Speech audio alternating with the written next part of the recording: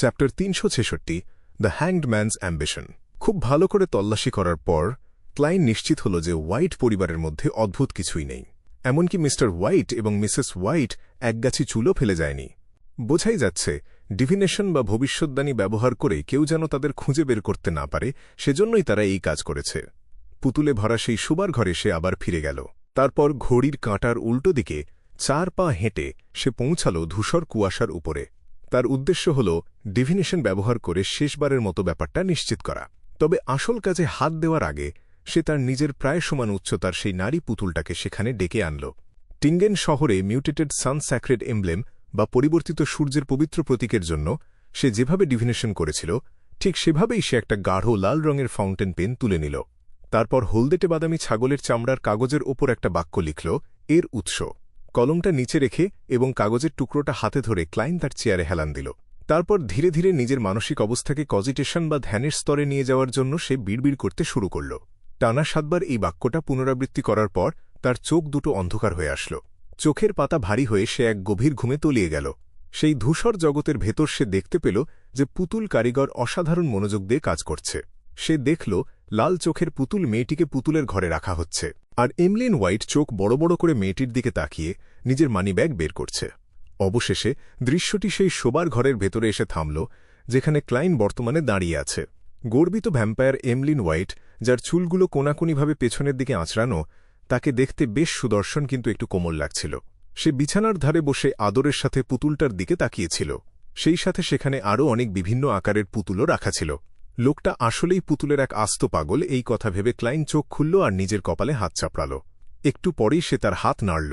সাথে সাথে ধূসর কুয়াশার উপরের জগৎ থেকে তার ডেকে আনা পুতুলটি অদৃশ্য হয়ে গেল। কাজ শেষ হওয়ার পর সে আবার তার ফাউন্টেন পেন তুলে নিল।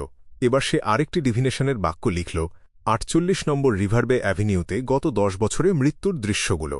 আশপাশের বাসিন্দাদের কথা অনুযায়ী হোয়াইট পরিবার সেখানে 10 বছরের বেশি সময় ধরে নেই, তাই ক্লাইন একটি নির্দিষ্ট সময়ের মধ্যে নজর দিতে পেরেছিল। সে বিশ্বাস করত যে হোয়াইট পরিবার যদি কেবল বাইরে থেকেই ভালো সাজার ভান করা দানব হতো আর উষ্ণ সুস্বাদু রক্তচোষার জন্য প্রতিনিয়ত গুমের ঘটনা ঘটাত, তবে তাদের বাড়িতে একটাও এমন ঘটনা ঘটবে না। এটা একেবারেই অসম্ভব। 10 বছর ধরে চলা এমন কাজ যদি তারা না থামায়, তবে এর মধ্যে অন্তত কয়েকটা দুর্ঘটনা তো ঘটবেই। ডিভিনেশনের বাক্যটা খুব সাবধানে পরীক্ষা করার পর ক্লাইন সেটা আবার পড়ল। তারপর সে আবারও কজিটেশন বা ধ্যানের স্তরে প্রবেশ করল এবং খুব দ্রুত এক স্বপ্নের ঘোরে পড়ে গেল। সেই গোধূলিময় জগতে তার দৃষ্টি কখনো ঘুটঘুটে অন্ধকার হয়ে যাচ্ছিল, কখনো সেখানে তুষারের বিন্দুর মতো কিছু ভাসছিল, আবার কখনো তা ভেঙে টুকরো টুকরো হয়ে যাচ্ছিল, কিন্তু সেখানে কোনো দৃশ্যই ফুটে উঠল না। এই ডিভিনেশনের ফলাফল ছিল 0। 48 নম্বর রিভারবে অ্যাভিনিউতে গত 10 বছরে কেউ মারা যায়নি। সবগুলো বিষয় বিবেচনা করে প্রাথমিক একটা সিদ্ধান্তে আসা যায়। ছোটখাটো 2-1টা চুরির ঘটনা ছাড়া হোয়াইট পরিবার আসলে আইন মেনে চলা একটা শান্তশিষ্ট ভ্যাম্পায়ার পরিবার। ক্লাইন তার সামনের লম্বা ছোপ ছোপ দাগযুক্ত ব্রোঞ্জের টেবিলটার দিকে তাকাল। তারপর নিজেকে আধ্যাত্মিক শক্তি দিয়ে মুড়ে নিয়ে সে ধূসর কুয়াশার গভীরে ঝাঁপ দিল। বাস্তব জগতে ফিরে এসে সে খুব সাবধানে নিজের রেখে যাওয়া সমস্ত চিহ্ন মুছে ফেলল। তারপর সে 48 নম্বর রিভারবে অ্যাভিনিউ থেকে বেরিয়ে আসল। চূড়ান্ত কোনো সিদ্ধান্তে আসার বদলে সে একটু ঘুরে রিভারবে পুলিশ স্টেশনের দিকে গেল। সেখানে চোর এবং মাতালরা ভিড় করেছিল। তাদের সাথে মিশে গিয়ে নিজের আসল রূপ লুকিয়ে সে খুব সহজেই স্টেশনের আর্কাইভ বা নথিপত্র রাখার ঘরে ঢুকে পড়ল। সেখানে সে বেশ সাহসের সাথেই ভেতরের গ্যাসবাতিগুলো জ্বালিয়ে দিল। তারপর ক্লাইন গত 10 বছরের নিখোঁজ হওয়া মানুষদের রেকর্ডের খাতাগুলো বের করল এবং পাতা উল্টে দেখতে লাগল। মাঝে মাঝেই ডিউটিরত পুলিশ অফিসার দরজার পাশ দিয়ে হেঁটে যাচ্ছিল, কিন্তু আর্কাইভ থেকে যে বাইরে আলো বেরিয়ে আসছে সেটা তাদের কারো চোখেই পড়ল না। সন্দেহজনক কিছুই নেই। অনেকটা সময় পার হওয়ার পর কালো গ্লাভস পরা ক্লাইন নথিপত্রগুলো আবার আগের জায়গায় রেখে দিল। তারপর সে গ্যাসবাতিটা নিভিয়ে দিল। অন্ধকারের মধ্যেই সে নিজের টুপিটা খুলল। বুকে হাত রেখে সে লবির দিকে মাথা ঝুঁকিয়ে সম্মান জানাল। মিন্স্ক স্ট্রিটে ফিরে এসে ক্লাইন গোসল করে নিল। তারপর জামাকাপড় বদলে সে নিজের ডেস্কের সামনে বসল। বাষ্পীয় ইঞ্জিনের ট্রেনে ওঠার সময় ব্যাকল্যান্ড শহরের যে মানচিত্রটা সে প্রথম কিনেছিল সেটা এখন সে টেবিলের ওপর বিছিয়ে দিল। সবচেয়ে প্রথমে সে রোড স্ট্রিট খুঁজে বের করল। এই রাস্তাটা ছিল ব্রিজের দক্ষিণ দিকে, যেখানে হারভেস্ট চার্চ অবস্থিত। এখানেই বিশপ উট্রাভস্কি ক্যাথেড্রালের দায়িত্বে ছিল, আর তার বেসমেন্টেই সে এমলিন হোয়াইটকে বন্দী করে রেখেছিল। একটু পরেই ক্লাইনের দৃষ্টি মানচিত্রের চারপাশে ঘুরতে লাগল। সে আশপাশের রাস্তাগুলোর নাম এবং মানচিত্রের নকশার সাথে নিজেকে পরিচিত করে নিচ্ছিল। খুব তাড়াহুড়ো করে বা সাফল্যের অতিরিক্ত তৃষ্ণা নিয়ে কোনো অভিনয় করা যায় না। দর্শকদের খুব ধীরে ধীরে সেই অভিনয়ের ভেতর ডুবিয়ে দিতে হয়। ক্লাইন নিচু গলায় ফিসফিস করে কথাটা বলল। তারপর একটা কাগজ খুলে নিয়ে সে তার কলমটা নামাল। প্রিয় গোয়েন্দা স্টুয়ার্ট, আমি ভাবছিলাম তুমি এমলিন হোয়াইটকে খুঁজে পেয়েছ কিনা। আমি সম্প্রতি তোমার হয়ে এই বিষয়ে নজর রাখছিলাম। আজ আমার একজন তথ্যদাতা আমাকে জানিয়েছে যে সে এই লোকটিকে ব্রিজের দক্ষিণ দিকের টুটেভা স্ট্রিটে দেখেছে।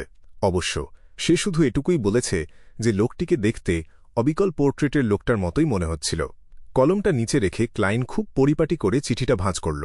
তারপর সেটা একটা খামের ভেতর ঢুকিয়ে এক পেনি দামের একটা কালো স্ট্যাম্প লাগিয়ে দিল। বিশাল এবং সীমাহীন সোনিয়া সাগরের বুকে ঢেউগুলো উথালপাথাল করছিল। ব্লু অ্যাভেঞ্জার জাহাজটা কোনো রকম কাঁপুনি ছাড়াই স্থিরভাবে সামনের দিকে এগিয়ে যাচ্ছিল। আলজার উইলসন ক্যাপ্টেনের কেবিনে বসেছিল। তার হাতে ছিল পিতলের তৈরি একটা সেক্সট্যান্ট, কিন্তু তার চোখ দুটো বন্ধ ছিল।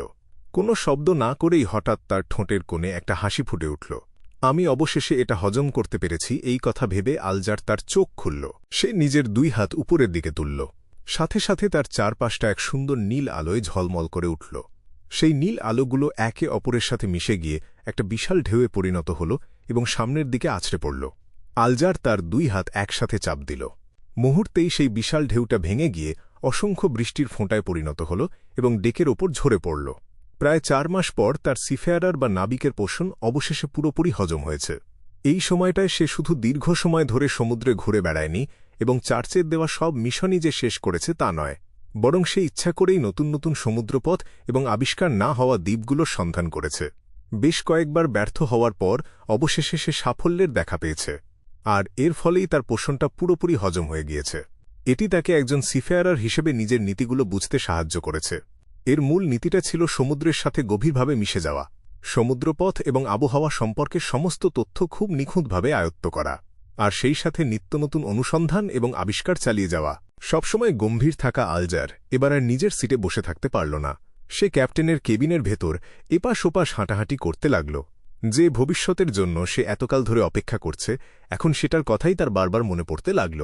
উইন্ড ব্লেস্ট পোষণের ফর্মুলা পাওয়ার পর এবং এর সাথে যুক্ত বিয়ন্ডার উপাদানগুলো খুঁজে পাওয়ার পর সে চার্চের কাছ থেকে তার সিকোয়েন্স 6 ওঠার ব্যাপারটা লুকিয়ে রাখবে। তারপর সে আবার একই পদ্ধতির পুনরাবৃত্তি করবে।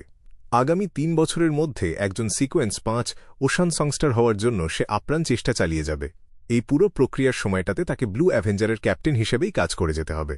ম্যান্ডেটেড পানিশারদের মতো জটিল সামাজিক সম্পর্কের ভেতরে ঢোকা থেকে তাকে দূরে থাকতে হবে, যাতে তার আসল রহস্য সবার সামনে ফাঁস না হয়ে যায়। একবার আমি সিকোয়েন্স 5-এ উন্নীত হয়ে গেলে এবং পর্যাপ্ত শক্তি অর্জন করতে পারলে আমি গোপনে আবার সেই জায়গায় ফিরে যেতে পারব। আলজার অবচেতনভাবেই তার ডান দিকে তাকাল। তার এই দৃষ্টি যেন জাহাজের কাঠের তক্তা আর এই বিশাল সমুদ্র ভেদ করে এক প্রাচীন এবং গোপন দ্বীপের ওপর গিয়ে পড়ল। চার্চের ভেতরে তার ভবিষ্যতের উন্নতি নিয়ে আলজার একটুও চিন্তিত ছিল না। একবার সে তার নিজের ইচ্ছা পূরণ করতে পারলে চার্চে আরও উঁচু পদ পাওয়ার জন্য সে পুরো মনোযোগ দিতে পারবে। সেই সময় সে সিকোয়েন্স 5 হওয়া সত্ত্বেও সবার সামনে নিজেকে একজন সিকোয়েন্স 7 হিসেবেই পরিচয় দেবে, আর সে গোপনে আরও একটা উইন্ড ব্লেস্ট পোষণ পান করবে। এটা তার বিয়ন্ডার বৈশিষ্ট্যগুলোকে বাড়িয়ে তুলবে, তাকে আরও শক্তিশালী করবে। যদিও এতে তার পোষণ হজম করার গতি কমে যাবে, তবে তার নিজের জীবনের কোনো ঝুঁকি থাকবে না।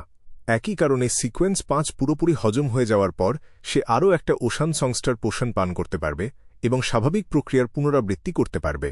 এটা হয়তো তাকে নিয়ন্ত্রণ হারানোর আরও কাছাকাছি ঠেলে দেবে, কিন্তু তার কাছে এরও একটা সমাধান আছে, আর সেই সমাধান হল একটা মেয়েকে খুঁজে বের করে তাকে বিয়ে করা। তারপর তার অতিরিক্ত বিয়ন্ডার বৈশিষ্ট্যগুলো তার সন্তানদের ভেতরে স্থানান্তর করে দেওয়া। এই কাজটা করার পর আমি একজন কার্ডিনালের স্তরের আরও কাছাকাছি পৌঁছাতে পারব। সেই সাথে একজন হাই সিকোয়েন্স বিয়ন্ডারের স্তরেও আমি পৌঁছে যাব। এমন একটা যুগে এটাই আমার সবচেয়ে বড় সুযোগ। নিজের মনের ভেতর আলজার ইতিমধ্যে একটা ছবি এঁকে ফেলেছে। সেই ছবিতে সে কার্ডিনালের পোশাক পরে চার্চের এক উঁচু পদে বসে আছে, আর অনেক ম্যান্ডেটেড পানিশার তার আদেশের অপেক্ষায় দাঁড়িয়ে আছে। কিছুক্ষণের জন্য এই ঘোরের ভেতর ডুবে থাকার পর সে তার দৃষ্টি ফিরিয়ে আনল এবং আবার বাস্তবে ফিরে আসল। সামনের পথটা প্রতিটি কদমের সাথেই আরও কঠিন হতে থাকবে। তবে সৌভাগ্যের বিষয় হল আমার কাছে ট্যাট গ্যাদারিং এবং মিস্টার ফুল আছে। যদিও এর ভেতরেও অনেক বিপদ লুকিয়ে আছে, তবে নিজেকে উন্নত করার যে কোনো পথেই ঝুঁকি থাকবেই। আমাকে যত দ্রুত সম্ভব রোজেলের ডায়েরির পাতাগুলো সংগ্রহ করার চেষ্টা করতে হবে। মিস্টার ফুলের হাতের পাশে থাকা ওই কার্ডটা আসলে কি সেটা বোঝার জন্য আমাকে একটা সুযোগ পেতেই হবে। ওই কার্ডটা শুধু পেছনের দিকটাই দেখা যায়, যেটা আগে সেখানে ছিল না। কার্ড রোজেলের ডায়েরি, আমি যেটার কথা ভাবছি, এটা কি সেই জিনিসটাই হতে পারে? আলজারের চোখ দুটো সরু হয়ে আসল এবং তার চোখের মণিগুলো সংকুচিত হয়ে গেল। 15 নম্বর মিন্স্ক স্ট্রিট। ক্লাইন হাই তুলল, গ্যাসবাতিটা নিভিয়ে দিল এবং বিছানায় শুয়ে পড়ল। তার আসলে অন্য একটা পরিকল্পনা ছিল। সে চেয়েছিল ডিভিনেশন ব্যবহার করে বায়োলজিক্যাল পয়জন বোটলের উৎস সম্পর্কে জানতে, আর ওয়্যারউলফ বা নেকড়ে মানবের বিয়ন্ডার বৈশিষ্ট্য থেকে সিকোয়েন্সের প্রথম 3টে পোষণের ফর্মুলা জোগাড় করতে। কিন্তু এমলিন হোয়াইটের বিষয়টা নিয়ে একটা ব্যস্ত রাত পার করার পর তার একটু ক্লান্ত লাগছিল। তাই সে সিদ্ধান্ত নিল যে পরের দিন সে ধূসর কুয়াশার উপরে গিয়ে আবার চেষ্টা করবে। যেইমাত্র সে শুয়ে পড়ে নিজের চোখ দুটো বন্ধ করল, ক্লাইনের হঠাৎ মনে হল কোথাও কোনো একটা সমস্যা হচ্ছে। এটা ছিল একজন সিয়ার বা দ্রষ্টার আধ্যাত্মিক অন্তর্দৃষ্টি। আমি ওয়্যারউলফের বিয়ন্ডার বৈশিষ্ট্য এবং বায়োলজিক্যাল পয়জন বোটল হাতে পেয়েছি, এর মধ্যেই বেশ কয়েকদিন পার হয়ে গেছে।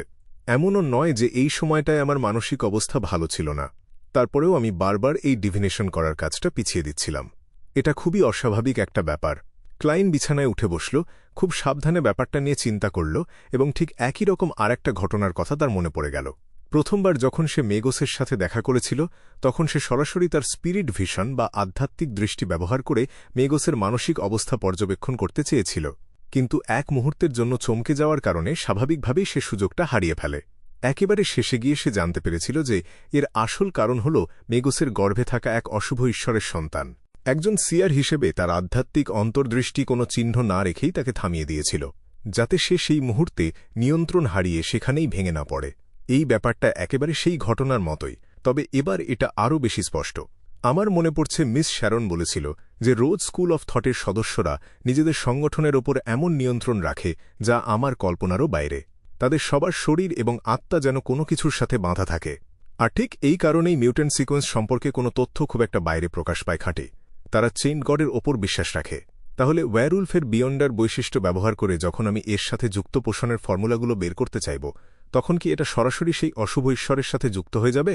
আর এর ফলে কি এমন কোনো পরিণতি ডেকে আনবে যা আমি একেবারেই সহ্য করতে চাই না?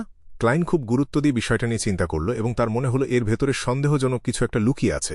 আগে যখন আমি মিউটেটেড সান স্যাক্রেড এমব্লেম এবং লিসেনারের ফেলে যাওয়া সেই কান নিয়ে ডিফিনেশন করেছিলাম, তখন তো আমার আধ্যাত্মিক অন্তর্দৃষ্টি আমাকে থামায়নি।